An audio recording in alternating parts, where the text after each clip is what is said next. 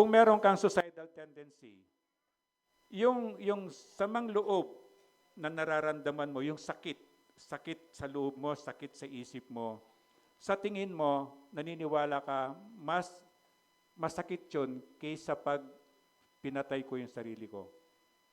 So, kung maintindihan mo ito, kapag meron kang kamag-anak, kaibigan, nagpapahiwatig o kung minsan nagsasabi na nga hindi ko na po kaya.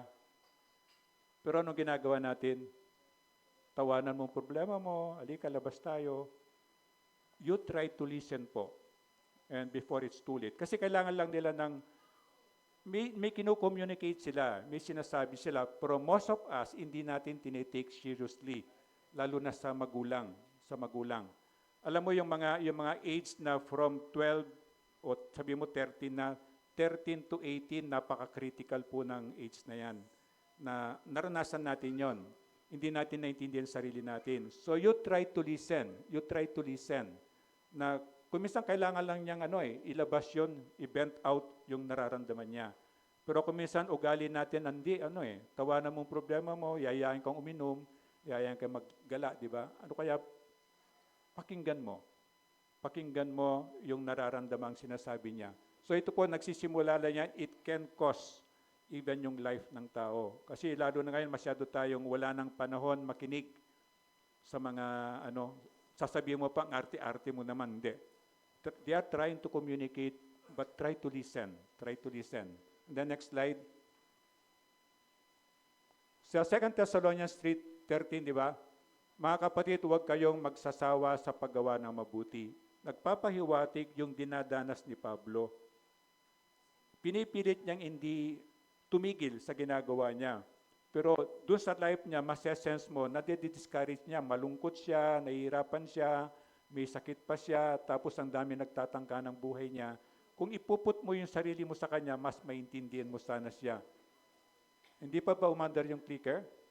And then, ito kasi, kung bakit tayo nagsasawa, kung bakit tayo nauubusan ng pasensya, kasi hindi natin, nakakalimutan natin lahat ng effort mo, ang resulta galing sa Diyos. Kung minsan magulang ka, parang, Pastor, ginawa ko na po lahat sa anak ko Nakakalimutan mo to Kahit anong gawin mo, ang resulta comes from God. Kahit anong gawin mo. So, ibig sabihin, kung hindi mo masyadong naturuan ng tama, ipasa Diyos mo na lang yon. So, maiiwasan mo yung ma-discourage. Pwede na?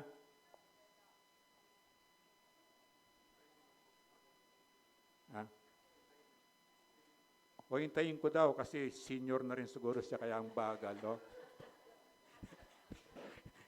Kilala. Minutes lang po sa akin talaga. Pero hindi ako mabagal. Bago nga kayo dumating, natatapos ko yung gawain ko rito Kilala ang tunay na Diyos. Ito yung number 1. Lahat tayo kilala natin ang Diyos per se. Tama? Meron ka pa natin kilalang Diyos. Pero itong tunay na Diyos, ito yung goal ng isang bawat tao. Kilala mo ba yung tunay na Diyos? Ang tagal ko na nag-aantay. Wala naman.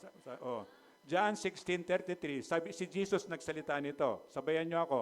Sinabi ko ito sa inyo upang sa inyong pakikipag-isa sa akin ay magkaroon kayo ng kapayapaan. Magdaranas kayo ng kapighatian sa sanlibutan ito.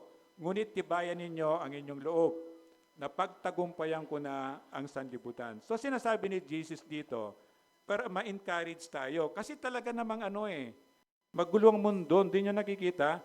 Kung nag-expect ka na things will get better next year, hindi po. Walang sinabi ang Panginoon, walang sinabi sa Bible na things will get better. Ang kaya mo lang gawin, you get better. Na kahit mahirap ngayon, kaya ko. Pag maiksi ang kumot, ako'y mamaluktot, sabi ng matatanda, di ba? Ngayon, hindi na alam ng kabataan yun. Pag sinabi mo, paano gagawin pang maiksing kumot? Bibili po ako ng malaking kumot, sabi. Di ba nung araw, sinasabi ng magulang natin yon? Ibig sabihin, you live within your budget. Kung ito lang pera ko, ito lang yung pampamuhay ko. Ngayon hindi, uutang ka na. Pati sa GCash, meron natang GCash loan, di ba? Para mga ganon. So parang umina nga daw ang ng Bombay Umina ang negosyo ng Bombay, di ba? Kasi meron na mga mga iba-ibang loan. So dito in-encourage ni Jesus, yung mga nagsalita niyan, itong dinadanas nyo, dadanasin mo talaga yan. At huwag kang mag-expect na things will get better. Ang sabi ng Bible, things will get worse. Worse and worse. Hindi lang po climate yan, hindi mo na maintindihan talaga. Hindi mo na maintindihan, pati sarili mo kumisan hindi mo na maintindihan. Kaya ang importante, kilala mo o kailangan mong ng tulong. And then, yung call a friend, nandun Jesus. Call a friend, si Jesus. Pero ang question, friend ka ba ni Jesus? O sabi ng bata, paano ko po invite si Jesus sa messenger? Sabi ko, invite mo siya sa puso mo. At dito, titira siya sa puso mo. And then, panghinaan at masiraan ng loob, nasabi na natin kanina. And then, paano pinalakas ng Diyos ang loob ni Pablo? At sana dito, makakuha tayo ng points, magamit natin sa buhay natin. Ginamit ng Diyos ang kanyang mga kaibigan at ginamit din niya ang kanyang mga bunga. Ano ibig sabihin ng bunga?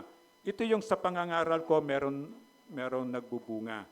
Ibig sabihin, nung tinuro ko si Jesus sa'yo, naniwala ka, tapos sumunod ka, at nakikita ko may nagbabago sa buhay mo.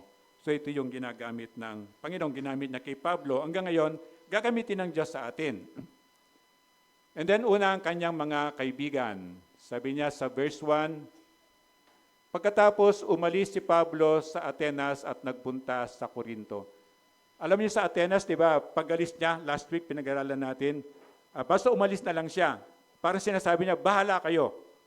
Maniwala ka, bahala ka. Hindi ka maniwala, bahala ka. Sumunod ka, bahala ka.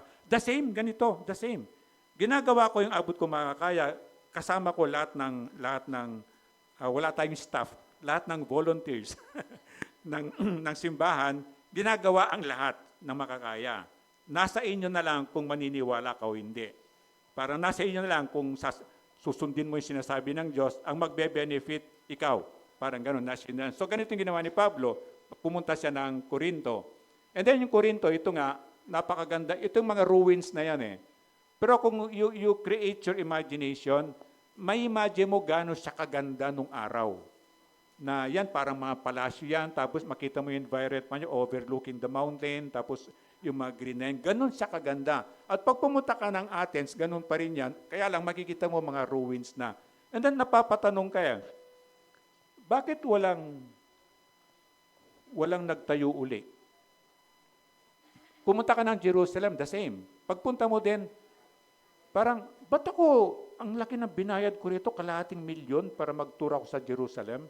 Tapos ito lang makikita ko, puro ruins. Minsan napapatanong ka eh, bakit ang laki ng ginagastos ng turista para pumunta ron? Wala naman siyang papasyalan kundi yung mga ruins na to. Ako, personally, hindi nakasulat sa Bible, pero sinadya ng Diyos na ganun to. Para makita natin, maniwala tayo. Ang Diyos ang nagbibigay kung ano man meron tayo. Siya yung kumukuha. Siya yung nagbibuild, siya yung nagwawasak. At kapag winasak ng Diyos, walang pwedeng magtayo uli. Kapag sinara ng Diyos ang pinto, walang pwedeng magbukas. Pero kapag binuksan naman ng Diyos ang pinto, kahit na sinong humarang, walang makakaharang doon. So with this, kahit paano makikita mo o mararamdaman mo, ganon ka-powerful ang Diyos. So kung naintindihan ko yon, kailangan kong magkaroon ng ganong klaseng Diyos. Kailangan ko ito sa buhay ko. Mas mabagal siya talaga sa akin. Kanino ko pinipindot. Unang Korinto 2:3, sabi niya, nung ako'y, bumilis naman. Siguro dito na lang yung laptop eh. Ako na lang pipindot. Pakibalik.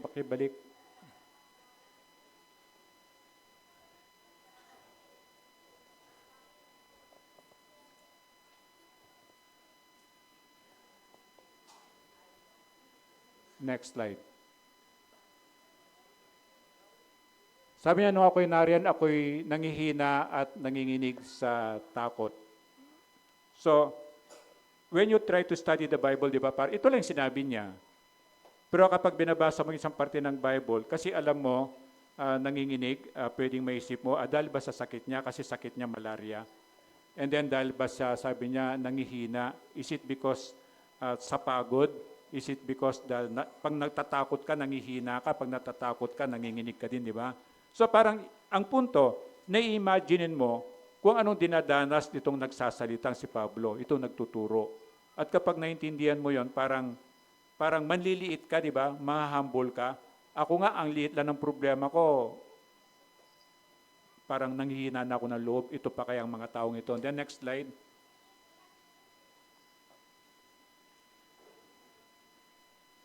Nakilala niya roon si Aquila, isang Hudyong taga-Ponto. Kararating pa lamang nito mula sa Italia, kasama ang kanyang asawang si Priscilla. Umalis sila roon sapagkat pinalayas ni Emperador Claudio ang lahat ng Hudyo sa Roma. Nakipagkita sa kanila si Pablo. So dito makikita mo yung provision ng Panginoon. Hindi pa pwedeng ilipat dito yan. Hindi kaya.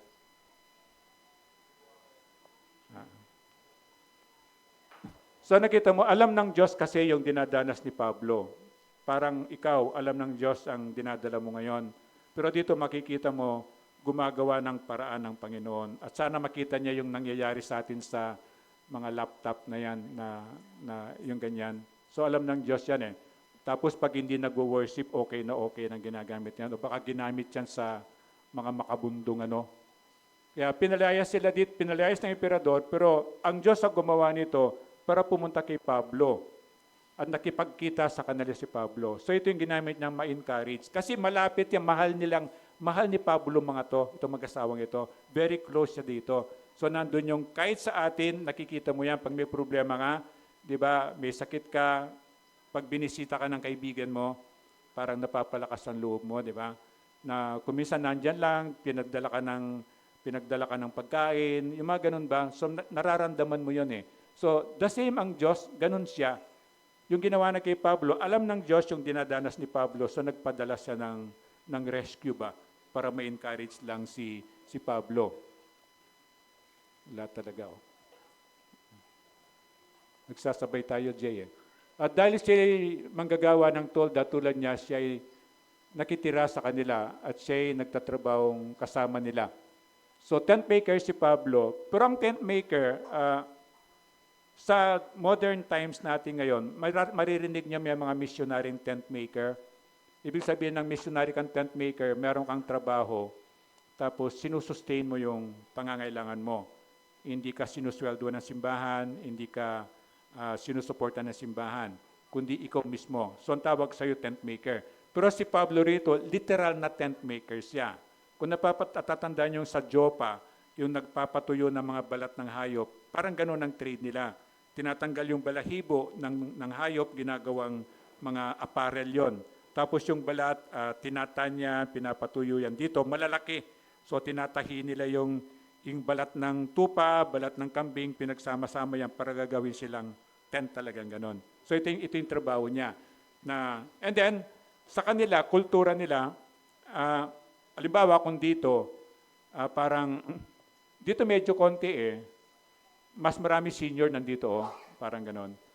So sa kanila, yung mga businessman nandito, yung mga tagalaga ng tupa dito, yung mga youth nandito, parang sama-sama. So ibig sabihin kung ano yung trade mo, may makikita kang pwede mo maging partner doon. Ganon ang ano nila sa sinagoga. Kasipagan ang makikita mo sa kanya, hindi lang sa pagtuturo ng salita ng Diyos, kundi literal na kasipagan. Ayaw ng Diyos yung tamad. Ayaw ng Diyos yung tamad. Ako din ayaw ko ng tamad. Bakit ayaw ko ng tamad? Meron din akong katamaran eh. Kapag nagsama tayo, hindi ko ma-imagine anong gagawin natin. So, totoo po yun. Ayaw ko ng tamad kasi nahahawa ko. Kaya nga, alam na mga iba't dito, yung mga nakilala sa akin, kapag gusto nilang tumulong sa akin, tapos alam kong tamad, hindi ko na lang inaayaan tumulong. Lalo akong madadamay. Ang Diyos kasi ayaw niya. Sabi nga sa Bible ng Diyos, yung ayaw magtrabaho, huwag pakainin eh. Ganun talaga ang Panginoon. Ayaw niyang maging idle tayo, gusto niya maging productive tayo. At maganda kasi yun eh. Di ba pag masipag ka, yung fulfillment, hindi mo mababayaran ng pera yun eh. Yung sa puso mo, contented ka. Parang gano'n. So Psalm 37:25, kinuha ko yung English kasi nga ito yung ginamit ng Diyos sa akin nung tawagin niya ako mag full-time. Di ba? I'm a former businessman. Magaling akong businessman. Kahit luneta, kaya kong ibenta siguro eh. Yung gano'n, halimbawa, nalugi na yung kumpanya mo. Alam niyo yung sa San Miguel, ang bayan, oo. Meron siyang ganong skills eh. Pag nalulugi yung kumpanya, papuntahin mo yan, bubuhayin niya. Meron akong gifting sa Panginoon na ganon. Pero tinawag ako ng Diyos sa ministry, mag full-time ako, takot ako. Kasi takot akong walang pera. Lumaki ako high school pa lang, hindi ako humingi ng pera sa tatay ko. I know how to earn yung pera ko. Parang ganon. So, pero ginamit ng Diyos, kasi natatakot ako sumunod. Wala daw pera dyan eh. Ito yung ginamit ng Diyos sa akin. Nandun ako somewhere sa south ng Korea, tapos masyadong malakas ang snow. So, 300 kilometers away ako from Seoul. Ang base ko is Seoul. And then magtatayo ng church ako dito sa Namon City. 300 kilometers ang layo. Biglang masyadong malakas ang snow, walang makapunta sa akin. For in a sense, para ako na-stranded doon. Of course, snow, doon ka lang sa bahay. Kung minsan pag malakas, kahit may kotse ka, hindi ka makalabas, so doon ka lang. So, dito nang usap sa akin ng Panginoon, sabi niya, umuwi ka ng Pilipinas. Katatayo ko lang ng isang simbahan sa Namon City. And then, magpipirmis ako talaga dapat doon. Inaayos ko na lang yung mga ilang papers na lang. Pumili na ako ng kondo na malapit sa church. Pumili na ako ng anong model ng sasakyan, anong kulay. Pinili ko na yon. But, nung 3 days na masyadong malakas ang snow, sabi ng friend ko from Seoul, hindi kami makakapunta diyan. Just to inform me. So, dun po nangusap ang Panginoon sa akin. Sabi, umuwi ka ng Pilipinas. Magtayo ka ng 3 bahay. Yan, 3 bahay yan. Yan, yung logo na yan. The Tent of Elijah. Magtayo ka ng 3 bahay. And then sabi niya, isang malaking bahay para sa mga matatanda, may sakit. Bago sila mamatay, maramdaman nila yung pagmamahal ni Jesus. And then isang bahay, sabi niya, para sa handicap, na maring buong buhay niya, kailangan mo siyang tulungan. And then 3 bahay, sabi niya, dun sa mga may potential pa, na maring na-discourage siya, na-bankrupt siya, o nawiwalay siya sa pamilya. And then tulungan mo yan, by the grace of God, maging productive citizen siya uli. And then imagine ko, ang laki ng pinapagawa ng Diyos. Saan ko kukunin yun? Ginibab ko na yung negosyo ko eh. Nag-full-time na ako sa ministry as a missionary. And then, ito po yung ginamit ng Diyos sa akin. Ang natandaan ko lang, ito eh, na hindi ka, ang naintindihan ko, hindi ko nabasa yung Bible eh. Naintindihan ko, sabi niya, wala pa akong nakikitang anak ng Diyos na malimos ng tinapay. So sabi ko, God, anong ibig mo sabihin doon? Hindi ka mamamalimos. I will provide for you. That was 1997. 1997, 98, 99.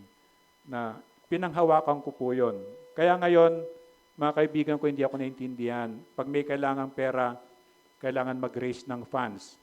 Kailangan mag-solicit. Kailangan, mga kaibigan ko, niyaya ako mag-bingo.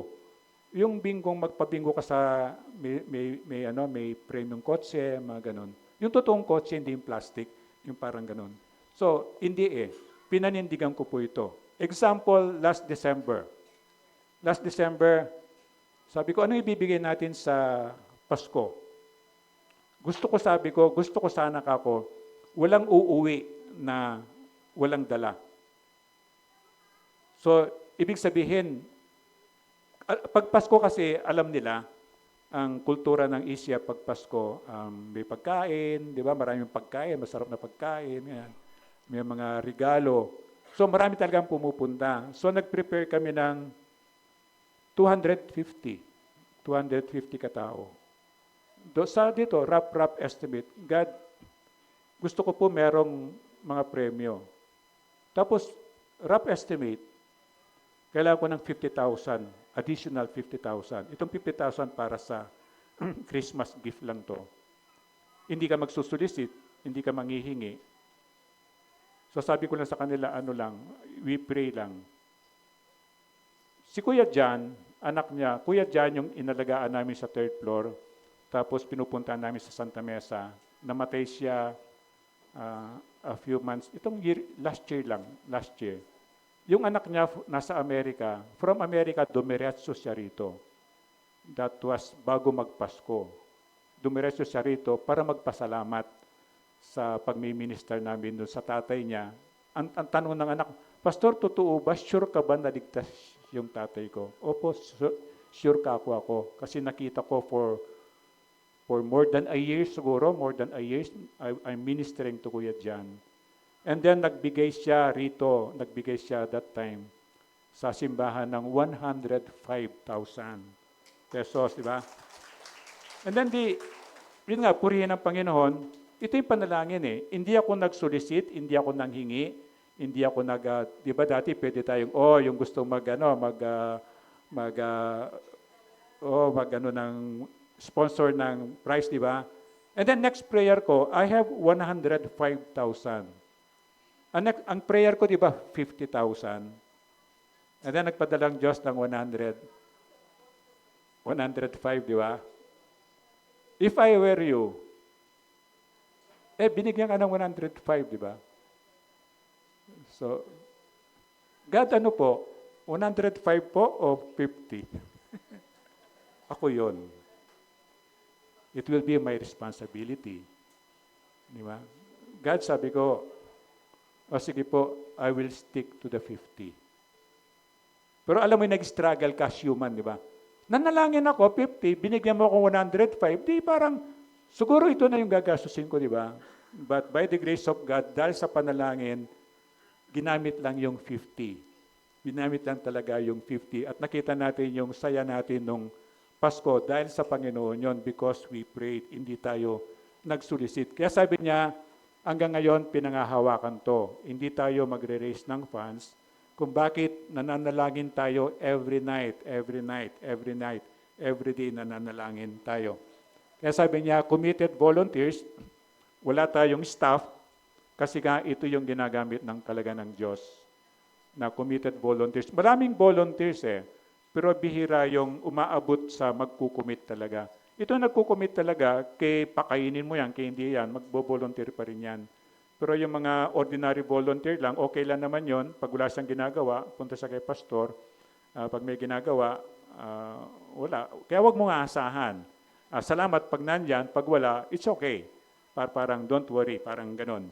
And then sabi niya, sa 4 tuwing araw ng pamamahinga, si Pablo ay nagipagpaliwanagan sa sinagoga at sinisikap niyang mahikayat sa pananampalatayang lahat maging Hudyo, Grego. So dahil tent maker siya, every Sunday lang siya nandito sa simbahan. Parang yung mga sila Brother DJ, sila AJ, may mga negosyo yan Saturday and Sunday, binibigyan nila sa simbahan. Pero during the Monday to Friday, nagtatrabaho sila to sustain naman yung pangangailangan. And then, gaano kasaya si Paul kaya nung dumating yung mga kaibigan niya? May imagine mo, may sakit siya, pagod na siya, nag-isa siya, may mga persecutor siya, mga ganon, pero nandun yung normal na pagkatao niya lulungkot. Anong saya kaya niya nung dumating yung mga kaibigan niya? Kaya sabi niya, nang dumating sina Silas at Timoteo mula sa Macedonia, inuukol na ni Pablo ang buo niyang panahon sa pangangaral at pagpapatunay sa mga Hudyo na si Jesus ay Kristo. Nandun yung puso niya sa pangangaral. Kaso Sunday lang siya makapunta kasi kailangan niyang kumita sa tent maker para i-sustain yung pangangailangan niya. Pero kapag nakita ng Diyos na nagbubunga o binibless ng Diyos yung ministry mo, that's the time tatawagin kang full-time. Paano niya gagawin yon? Yung kinikita ni DJ, kinikita ni AJ, gagawang paraan ng Diyos, pwede silang nandito Monday to Sunday. Ito yung ginawa niya kay Pablo. Paano nangyari yun? Sabi niya, inukol na ni Pablo ang buo niyang panahon sa pangangaral. Kasi nung nasa, di ba ang tagal niyang inaantay? Kasi pinauna na siya para sa kanyang protection sa pinag-aralan natin. And then pagdating niyang Atenas, dumating yung dalawa, Timothy at saka si Silas, kaya lang, pinaalis niya kaagad. Hoy, bisitahin niyo yung mga pinanggalingan natin. So mag-isa na naman siya. So mag-isa siya pumunta ng Corinto, di ba? So pumunta si Silas dito sa Philippi. Pumunta naman si Timothy dito sa Thessalonica. Dito siya pumunta, di ba? And then pagpunta sa Philippi ni Philip, pinadala siya ng love gift. Ano yung love gift? Usually pera yun eh. Para kay Pablo. Kaya nung dala nila itong perang ito, ginamit ng Diyos ang Philippi, simbahan sa Philippi, para mag-full-time na si Pablo. Kaya lahat ng oras niya na ibigay niya. So sa atin, the same. The same. Pag binigyan kang volunteerism work lang yan, volunteer lang sa church yan, and then binless ni God yung ministry mo yun, eventually God can call you a full-time. At huwag kang mag-alala. Huwag kang mag-alala. Parang ito. Ito, hindi ako mapasweldo. 38 years ko as a missionary, hindi napasweldo. Pero ba't pa ako buhay? Gagamit ang Diyos ng ibang pamamaraan. At dito nakita natin, ang simbahan sa Pilipos ang ginamit ng Diyos para mag-sustain. Siguro maaring next month, next year, sino kaya? Iba naman. Kaya dito, kahit dito tayo, dati nung dalawang grupo, ang ECF, nung nasa Gomez pa, merong worship sa umaga, merong worship sa hapon. Ang worship sa umaga, 100% young professionals. Mayayaman, mga Chinese, may mga businessman, may mga adult din pero mayayaman. May mga doktor, may lawyer, may mga franchisee ng manginasal, mga ganon. And then, sa hapon, mga ordinary people. At kasama yung street people doon. And then lumipat tayo doon, pinagsama yon. Ang sabi ng isang leader ng church sa akin, Pastor, hindi mo sila pwedeng ipagsama. Hindi ko siya sinod. Kasi paano kung 25 lang tapos bubuksan ko lahat ang aircon na yan? That was my reason. Ang daming milyonaryo dati, umabot pa dito. Ngayon, ilan na lang? Yung tatlong yun na lang ang milyonaryo, itong dalawang itong milyonaryo, ilan na lang. Pero huwag kang mag-alala. Tingnan mo yung katabi mo. O, yan ang next na magiging milyonaryo. Hindi mo malalaman, di ba? So, hindi natin alam ang plano ng Panginoon, di ba? So, no matter what, sumunod tayo sa Panginoon at mangyayari yung maganda niyang kalooban. Deuteronomy 25:4, sabi niya, huwag ninyong bubusalan ang bibig ng baka habang ito'y gumigiik. Diba? Nakikita niyo sa Bible yan. Nakikita niyo pag nag-aararo ka sa bukid ng kalabaw, inaararo mo yung pananim, di ba? Lalagyan nila ng ganon. Para hindi niya makain yung inaararo, dinadaanan niya, di ba? Sa Bible pala, farmer yung tatay ko eh. Sa Bible pala, bawal pala yun. Sabi niya, hayaan mo yung kalabaw, kakain dun sa inaararo niya. So, ibig sabihin, kung nag-aararo ka sa amin kasi, meron akong sugarcane plantation. So, pag malilit pang ganun yung mga ng sugarcane, inaararo sa gilid yan eh. And then, yung kalabaw, gumaganon-ganon siya. Kumakain habang nag-aararo siya. Tama pala yon. Pero yung mga farmer ko, nilagyan nila ng ganon. Kasi nga daw, kakainin niya yung inaararo niya. Ngayon sa simbahan, anong ibig sabihin nito? Ako, parang karapatan ko na pakainin niyo ako. Ay, pakainin ako na simbahan. Karapatan ko. Karapatan ko na paswelduhan ako ng simbahan. So, nagkataon dito, hindi. Hindi lang dito. 38 years ng lahat ng mission work ko, ganun talaga. Tinatawag ng living by faith. Sa Diyos lang ako Kaya dito, alam ko na, di ba, may darating kumisa sa inyo, mag-aabot sa akin ng tinapay, ng prutas, ng gamot. Iba-iba yung inaabot di ba? Inaabot sa akin. Tapos nakita nyo ko minsan, it's either lalagay ko sa office, lalagay ko sa kwarto, di ba? Alam ko na sabi ng iba, ang damot talaga ni pastor. Yung mga binibigay sa kanya, tinatago. Di ba? Alam ko yun, it's okay. Yun po kasi magsusustain sa akin bukas, Tuesday, Monday, hanggang pagdating nyo ng Sunday uli. So pag meron kayong tira na pagkain mamaya, ilalagay ko sa rep yan. Kahit sabaw lang po yan, ilalagay ko sa rep yan. And then yung sabaw na yon, bibili ako ng 20 pesos na kangkong, ilalaga ko sa sabaw, di may lasa yung kangkong ko. Ito po yung buhay ng missionary. Pero masaya ako dito. Kapag ulam ko pritong itlog, tuwang-tuwa na ako. Lalo na kung meron akong sausawan na kamatis tsaka sibuyas. At lalo na kapag dalawa yung itlog. Kasi sa budget, kuminsan isa lang yung itlog na allowance mo eh. Kaya huwag kayong magagalit kapag may nagbigay sa akin tinapay. Tinatago ko po yun kasi budget ko for 6 days yun. kahit na may saging yan, isang saging, isang meal, so 3 saging isang araw, kahit na sabaw na tira ng ulam, tinatabi ko po talaga yan. But anyway, sabi niya, sabi ng Diyos, kailangan ko kasing kumain dito sa ginagawa ko bilang pastor ng ECF.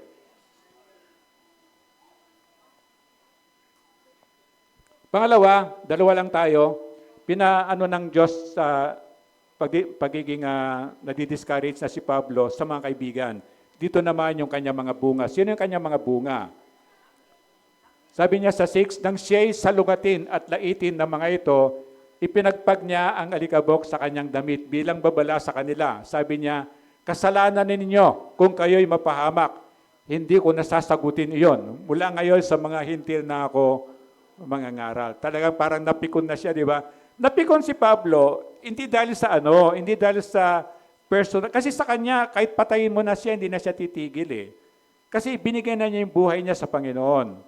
Kaya siya nagagalit, nagtatampo, sabihin mo, bakit siya naiinsulto? Kasi hindi pinapaniwalaan ng ibang tao yung pinapakilala ng Diyos, si Jesus yon.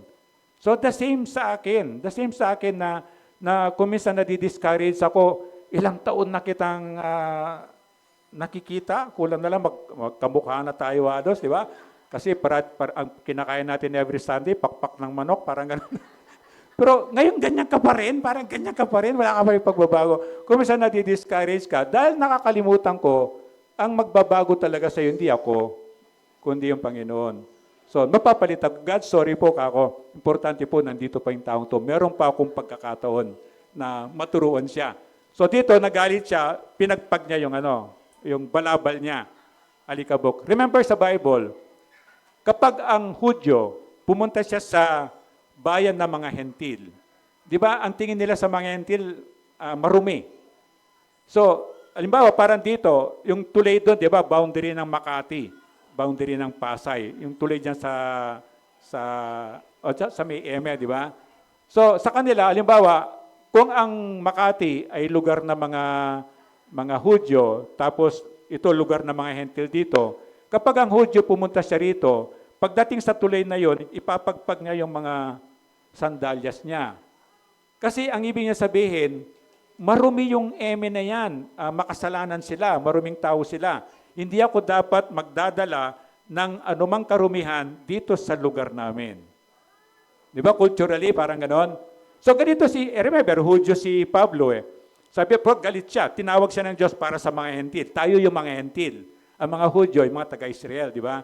Kaya kung nagdududa ka, na hindi tapat ang Diyos sa pangako, pakinggan mo ako. Bantayan mo yung Israel. Bantayan mo yung Jerusalem. Makukonvince ka na tapat ang Diyos sa kanyang pangako. Kasi lahat ng sinabi ng Diyos magmula pa sa mga propeta ng Old Testament, nangyayari po yan. At makukonvince ka na itong Diyos na sinasamba mo ay tapat talaga. Kasi nangyayari sa Israel. Kahit patayin mo lahat yan, may matitirang remnant sa mga yan. At yung mga remnant na yon, because they are the chosen nation, sila pa rin ang gagamitin ng Diyos para sa buong mundo. Kaya sabi niya, pagpagin mo na yaman, sabi niya, kung paano nyo kinasusuklang mga hentil, ako rin. Magmula ngayon, bahala na kayo sa buhay nyo. Sa mga hentil na ako magtuturo. Sabi niya. So napikon talaga siya. Pero again, tandaan mo, hindi siya nagalit dahil sa personal niya. The same ako. Yung nakakilala sa akin sa inyo. Ako, bastusin mo ako. Okay lang sa akin. Kaya ko yon. Pero yung bastusin mo yung Diyos ko, magtatalo tayo. Dito ako nakatira sa temple, bastusin mo yung temple dito, magtatalo tayo. Pero bastusin mo ako as a person, personal, hindi ko po masyadong alintain yon. Sanay ako sa ganun. Pero wag ang Diyos ko, wag itong gawain ng Diyos ko. Wag ito yung dapat mong respetuhin. Kaya sabi niya, kung bakit sila, sinabi ko na kanina, nandito Athens, pumunta siya ng Corinto, di ba? And then Athens is the capital of Greece. Sa mga nag-aaral sa inyo, di ba? Alam nyo yan. And then bakit masama ang Corinto? Kasi lahat ng goods dyan, magmula sa pinaka-country nila, Greece, Athens, lahat yan, dumadaan sa Corinth. So nakita mo gano'n siya kayaman, na kahit magtinda ka, kahit magtinda lang ang aratilis dyan, bibilhin eh. Kasi may pambili yung mga tao. The same sa eme.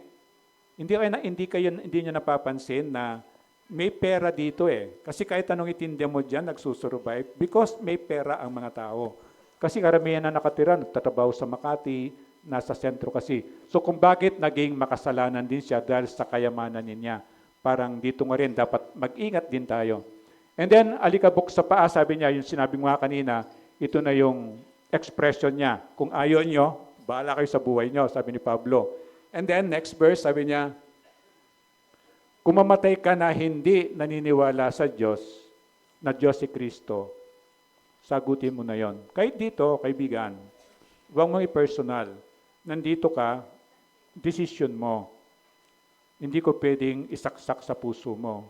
Kaya lang, katulad niya, no, pumunta, natulog lang, hindi sa gisingin nyo sila, kasi sayang eh. Mamaya pagkatapos, gisingin mo sila. Sayang eh. Mamaya kayo matulog, hindi yon eh. Sayang pinunta kayo ng Diyos dito para sa ganyan lang, di ba? Hindi sa pinapahiya ko kayo kasi mahal ko kayo. Anong kwenta nitong pumunta ka pa rito? Pwede ka matulog mamaya kung gusto mo pagkatapos mamaya, hindi ka muna umuwi, patutulogin talaga kita diyan. Gusto mo kantahan pa kita, di ba? Pero yung kinakausap kayo ng Panginoon, pilitin ninyo, kahit yung katabi mo, kurutin mo para magising yan. Kasi ginagawa mo siya ng kabutihan. Tama? Sabi niya pag malasakitan mo kasi sayang eh. Mamaya wala na eh. Mamaya wala nang pag-aaralan mamaya. So sayang naman. Alam ko naman nakakaantok talaga kahit ako, alam ko yan na tapos ganito pa yung magtuturo sa'yo, matanda pa. Para antokin ka talaga, di ba? Pero kaya lang gawin mo paraan kasi para sa'yo eh. Para sa'yo eh. Kahit hindi ka makinig ka na, wala anong mawawala sa akin, ganun din panahon. So, pilitin ninyo, magtulungan kayo, panakikita mong, kaya lang, huwag mo naman dadakukan masyadong malakas kasi mapipikon yan. Yung gentle lang ba, gentle. Uy, makinig ka naman, saglit lang to, matatapos na tayo, parang ganon. So sabi niya, bahala na kayo kapag hindi ka pa rin kayo naniwala. 7, kaya't umalis siya roon, tumira sa bahay ni Tisio Justo, isang hentil na may takot sa Diyos. Ito, tingnan nyo. Katabi ng sinagoga ang bahay nito. Alam mo na pinag-aaralan ko ito. Tawa ko ng tawa. Kasi nakita mo yung pagmamahal ni Pablo. Galit siya. Tapos umalis siya. Bahala kayo sa buhay niyo, sabi niya. Saan siya lumipat? Lumipat siya sa katabi ng sinagoga. Alam mo pag nagtatampo ka, di ba? Nagalit ka, layas-layas ka, di ba? Tapos nandun ka lang pa sa tabi-tabi. Hindi ka naman talaga umalis, di ba? Kasi mahal mo yung taong yon. So magkikita mo yung pagmamahal ni Pablo, di ba? Galit siya, napipikon siya, ayaw nilang maniwala kay Jesus, umalis siya, bahala kayo, magmula ngayon, doon ako magtuturo sa mga hentil. Doon lang pala siya sa katabi, pumunta, di ba? Tawa ko ng tao na pinag-aaralan mo. And then, naramdaman ko yung pagmamahal niya sa mga Hudyo. At naramdaman ko rin yung pagmamahal ko sa inyo, na kahit na tagal-tagal mo na rito, ang laki na ginastos ko sa iyo, ganyan ka pa rin. Kung isang bilang tao, nararamdaman mo yun, di ba? Imagine mo, 5:00 pa lang, paggagawa na kita ng kape. Magluluto, kape natin, healthy coffee natin ha. Kasi nakita niyo yung pinost ko, lahat ng 3-in-1 pinagbawal ng doktor sa akin, hindi siya real coffee. Naisip ko na yon na, sabi ko, siguro hindi lang 100 million Pilipino ang umiinom ng kape everyday, tama? Kasi merong 2-3 beses umiinom. Saan kinukuha yung mga kape na yon? At least ang Korea, inaamin niya na hindi real coffee yan, flavor lang yan. Kasi wala kaming mapagkuhanan ng coffee bean. At least sila inaamin. Pero dito sa atin nagulangtang tayo, be careful doon sa ilang percentage ang coffee noon. Tapos sinabi, nung parang American yung nagsabi na yung kape, ang ginagawa nila, parang extreme heat, yung sobrang init, para yung pait niya, mapagkakamalan mong strong coffee. So ang ginagawa natin ngayon, yung recommended nila is barako. So niluluto mo yon, niluluto mo tapos sinasala mo. So ito yung sabi niya, mahal niya, so dahil mahal niya, hindi talaga niya iiwanan, hindi niya i-give up. Isang bagay na dapat nating matutunan, kung mahal mo si Jesus kahit na nahihirapan ka, you continue. Kung mahal mo ang kapamilya ng si ECF, patuloy mong paglingkuran. Kung minsan napipikon ka, pero do not stop. Ang tunay na nagmamahal, hindi tumitigil. Yun ang tunay na pagmamahal. Then Romans 16:23, kinukumusta kayo ni Gaius na tinutuluyan ko. Sa bahay niya nagtitipon ang buong iglesia. Kinukumusta rin kayo ni Erasto na ingat yaman ng lungsod at ng aking kapatid na kwarto. So ito yung binigay ng Diyos, pinaalala ng Diyos, nagbunga. Imagine mo, sabi niya, na tinutuluyan niya. Di ba lumipat siya at sinagoga? Abala kayo dyan, pumunta siya dito, di ba? And then naging Kristiyano to, tapos naging parang simbahan pa, itong bahay na to, di ba? And then hindi lang, meron pang mayaman, sabi ingat yaman ng lungsod. Di ba? Pinaka-treasures ng city. So, ginamit ng mga Diyos to para ipakita kay Pablo, sa pagpapagal mo, nagbubunga din. At masarap isipin na kuminsan parang nadi-discourage tayo, pero don't worry, God will send some people na ma-encourage ka uli. And then 8, last verse natin, si Crispo na tagapamahala ng sinagoga at ang kanyang sambayanan ay nanalig sa Panginoon. Imagine mo yan, marami pang mga taga-Korinto na nakinig kay Pablo ang sumampalataya at nagpabautismo. So yung bungang ito nagbigay lakas loob kay Pablo. Imagine mo yung sinagoga, tagapamahala at hindi lang siya, buong family niya. Parang dito, may nakikita ko dito, na nagsimula lang sa anak, tapos maya-maya nandyan na yung magulang. Di ba yung mga ganun? Tapos makita mo, almost the whole family nandun na. Ito yung biyaya ng Diyos. At ito yung naka-encourage uli kay Pablo. Itong mga bunga niya, ibig sabihin, nagbubunga yung effort mo, yung ministry mo. Sa 1 Corinto 1:14, sabi niya, salamat sa Diyos at wala akong binautismuhan sa inyo, maliban kina Crispo at Gaius. So makita mo, hindi lang naniwala sa mensahe niya, pero hanggang sa sumunod. Meron kanina na nagsabi sa akin, kaya pastor, ako'y magpapabautismo na kasi hindi natin alam ang buhay, no? Totoo ka ako yun, totoo, maniguro ka na. Kasi nga, sabi ko yung mga namamatay, mas bata pa sa akin, no? So maniguro ka na. Kaya nga, last Sunday of the month, meron tayong baptism. Ano yung baptism? Di ba, narinig mo si Jesus? Naniwala ka na Diyos siya. Di ba? And then, nakilala mo siya. Na makapangyarihan siya, mahal ka niya. And then, alam mo yung sinasabi niya. Alam mo yung sinasabi niya, at pag pinaniwalaan mo yun, magpapabautismo ka.